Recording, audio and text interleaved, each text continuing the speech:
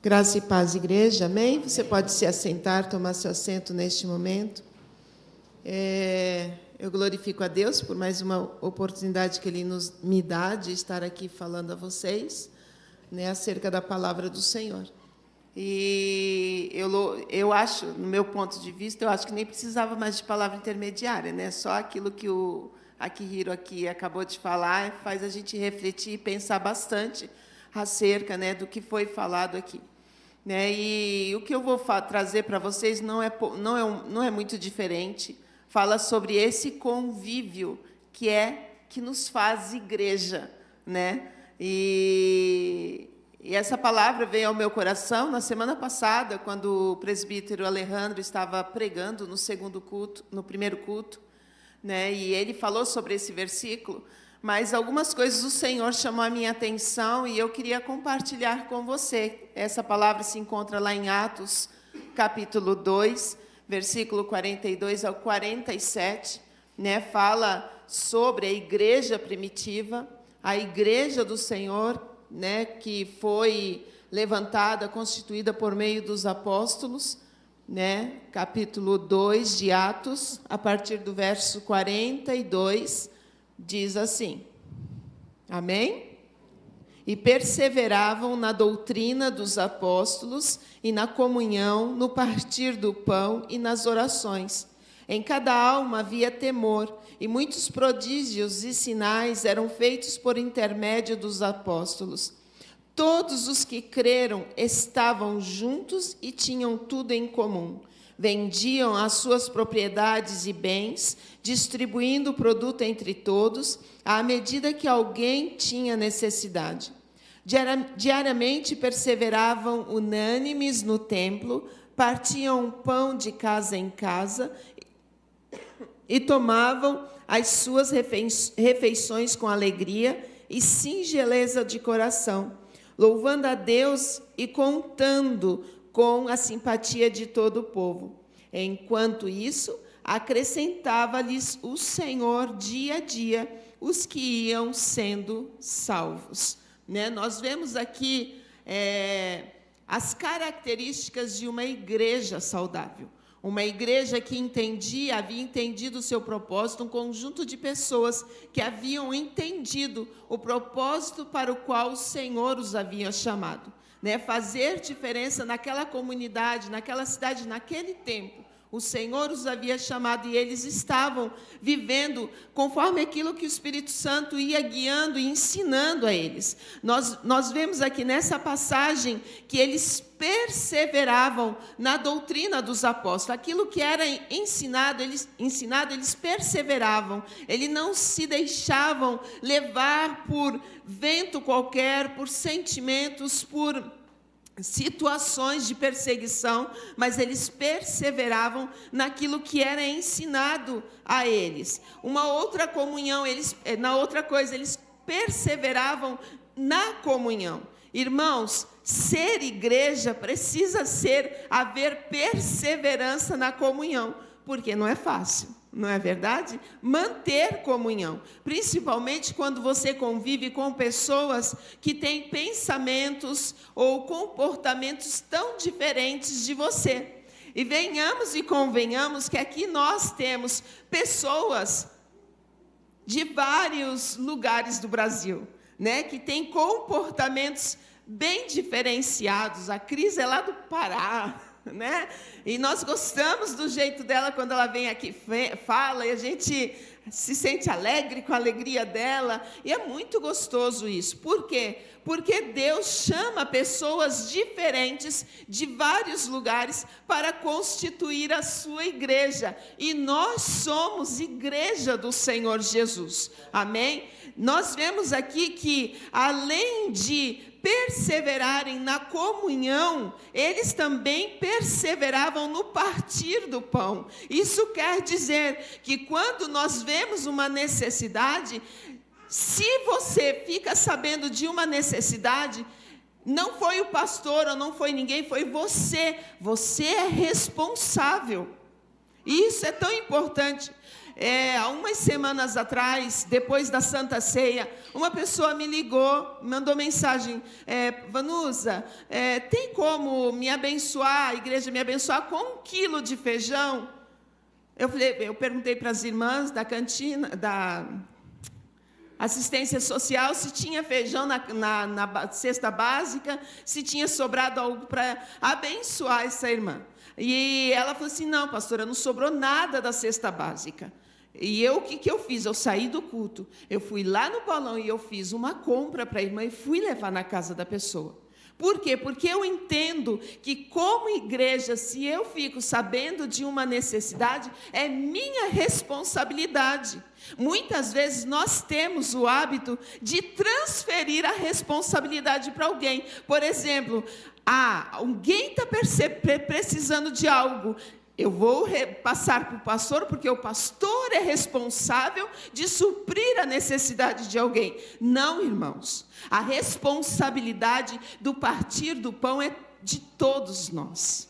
Quando nós sabemos de uma necessidade, eu sei de uma necessidade, eu não vou passar para outra pessoa. Cabe em mim suprir essa necessidade. Por quê? Porque é eu que fiquei sabendo. Entende? Então, como aqui está escrito que perseveravam no partir do pão. Então, a necessidade do meu irmão é a minha necessidade. Eu preciso abençoá-lo. Mas, porém, eu não precisava estar contando isso aqui para você, porque a Bíblia fala que o que a tua mão direita faz, a esquerda não precisa saber. Entende? Mas por que eu estou relatando para você? Para te mostrar a importância que igreja somos todos nós. Igreja não é só o pastor, ou só o presbítero, ou só o diácono. Igreja somos todos nós. E essa responsabilidade é sobre todos nós. No partir do pão, nas orações. Nós temos, algumas mulheres fazem parte aqui do nosso grupo do Desperta Débora. O Desperta Débora é um grupo de mulheres que entenderam o seu papel, de mulheres que se levantam em oração, para que seus filhos se ajoelham, para que seus filhos fiquem de pé. E no meio desse grupo, vem vários tipos de oração. E como igreja, nós precisamos entender, precisamos orar uns pelos outros. Essa responsabilidade não é só da liderança, essa responsabilidade também é tua. De orar uns pelos outros. Sabe, é tão lindo porque a palavra de Deus nos mostra que o Senhor nos fez igreja. Pelo fato de que Ele morreu para que nós fôssemos o corpo dEle. Jesus é a cabeça, nós somos o corpo de Cristo, designado como igreja. E igreja, irmãos, a Bíblia fala aqui em Hebreus 12, 23, acerca da igreja dos primogênitos arrolados nos céus. A igreja universal do Senhor, a igreja que constitui de pessoas que da era passada, já passou dos tempos de agora e daqueles que ainda se farão igreja do Senhor. Para pensar, o nome dessas pessoas está arrolado nos céus, está escrito no livro da vida o teu nome, como igreja do Senhor. Para pensar na responsabilidade que o Senhor nos chama. Nós temos a Igreja Universal do Senhor, de várias denominações, porém tendo um só credo.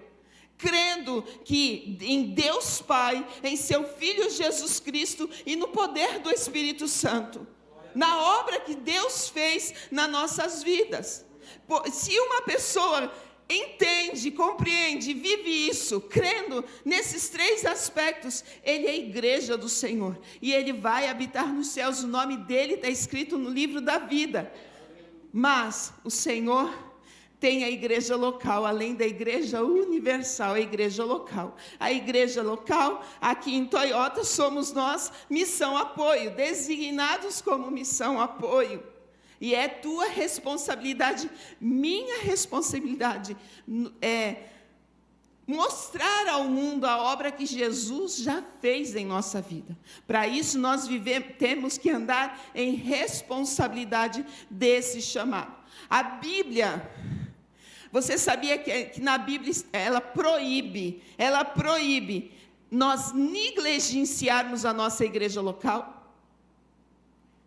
Quando você deixa a sua igreja, você deixa de congregar, você deixa a presença do Senhor. Deixa de congregar na sua igreja e fica indo para outras igrejas. A Bíblia fala em Hebreus 10, 25, não deixando a nossa congregação, como é costume de alguns, antes admoestando-nos uns aos outros, e tanto mais quando vedes que se aproxima aquele dia. Que dia? O retorno de Jesus, que virá buscar a sua igreja. Olha como é importante que você entenda, é necessário que você não falte nos cultos, é necessário que você esteja presente, que você entenda o seu papel dentro da sua igreja e a sua responsabilidade como igreja do Senhor, porque o Senhor vem buscar a sua igreja. Não existe esse termo, as pessoas gostam de colocar e fazer a sua própria vontade, dizer, eu sou desigrejado, eu não faço parte de nenhuma igreja. Irmãos, há um perigo muito grande desse negócio, eu sou desigrejado. Isso quer dizer que você está dizendo, eu não faço parte da igreja de Jesus. Eu não faço parte da igreja do Senhor. Aqueles que se designam, se reconhecem como igreja, é a igreja do Senhor. E o Senhor vem buscar a sua igreja. Para isso é necessário estar em comunhão e entender a minha responsabilidade. É necessário que você entenda, como filho de Deus, você faz parte dessa igreja. A Bíblia fala que o Senhor ama a sua igreja. O Senhor ama a sua igreja. Tanto é que quando ele faz a comparação de um casamento, da responsabilidade do marido e da mulher, ele fala que o marido deve cuidar da sua esposa, assim como Cristo amou a igreja e se entregou por ela. Jesus se entregou por sua igreja. E aí muitos dizem, eu não preciso ser igreja, eu sou desigrejado. Nós precisamos, porque entendemos que somos o corpo de Cristo. E é tão gostoso, eu estava aqui louvando ao Senhor, eu estava agradecendo, Senhor, obrigada, porque é tão gostoso vir para a tua casa e adorar ao Senhor junto com os meus irmãos, porque eles te amam, Senhor, e eu também te amo. É maravilhoso estar com pessoas que amam ao Senhor. E é gostoso porque a gente sente a comunhão do Espírito Santo trabalhando em nosso meio. Então entenda, não use esse termo, eu não faço parte de igreja, eu sou desigrejado. Você está querendo dizer, eu não quero que Jesus me ame, porque Jesus ama a igreja. Jesus não ama somente pecadores, Jesus ama quando o seu povo se reúne como igreja. O Senhor fala que o Senhor está no meio da sua igreja e deseja abençoá-la. E você pode encontrar isso em Mateus 18, 20, que fala, pois onde se reunirem 2 ou 3 em meu nome, ali estou no meio deles. No meio da igreja, o Senhor está e o Senhor passeia no meio da sua igreja. Às vezes você está aí sentado, e você está inconsciente do que está acontecendo no mundo espiritual. As guerras que estão acontecendo no mundo espiritual. Você está indiferente, às vezes, de perceber que Jesus passeia no nosso meio. Os anjos do Senhor estão no nosso meio. Pronto para abençoar. Pronto para tocar e curar alguém. E restaurar a vida de alguém. O Senhor nos fala também, que a igreja local, os crentes, devem ter comunhão preciosa. Você sabe o Salmo 133 que fala como é bom e agradável quando convivem os irmãos em comunhão, em união. Diz no versículo final do versículo 3, ali o Senhor concede a bênção da vida para sempre. no meio da igreja, o Senhor tem prazer quando Ele vê uma comunhão, pessoas que têm tudo em comum, e congregam e adoram o Senhor, e ali o Senhor ordena a bênção. Olha só, e às vezes as pessoas querem ficar em casa. Se você quer ser abençoado, venha para o culto, cultue, reúna-se como igreja, porque é precioso aos olhos do Senhor. A Bíblia fala como são felizes os que habitam na tua casa, louvam-te sem cessar. Como é precioso estar na casa do Senhor. Na igreja local, os crentes crescem e dão fruto. É tão importante. Hoje eu estava dando aula para os adolescentes na escola de discípulos, e eu falei sobre bebês espirituais, né? E eu estava falando para eles todo o processo, né, da vida natural, que é a fecundação, a gestação, o nascimento, que ele se compara à vida espiritual do crente, quando o crente cresce, e é natural que Deus espere que os seus filhos cresçam, e não fiquem bebê para sempre. E aqui, o que o Akihiro falou aqui, as características. Ai, o irmão não me viu. Ai, o pastor foi indiferente comigo. Isso são características de pessoas que são bebês espirituais. Não cresceram ainda, não amadureceram, não entenderam que você não pode mais ficar dodói. Você tem...